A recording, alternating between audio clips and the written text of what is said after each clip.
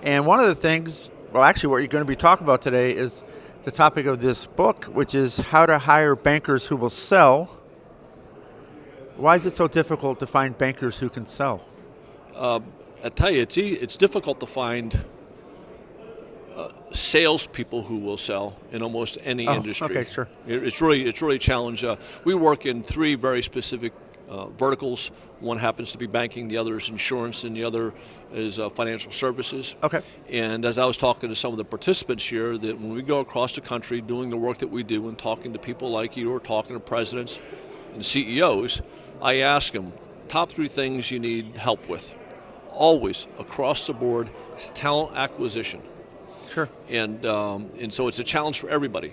And there's two components to it. One is the pool behind our generation, the boomers, Sure. is about half the size. Okay. And so the pool has shrunken. And then the other thing, specifically in those industries, is that there was a time when you and I got into the business where there were programs to develop that talent. Okay. Doesn't exist anymore. Huh. Interesting.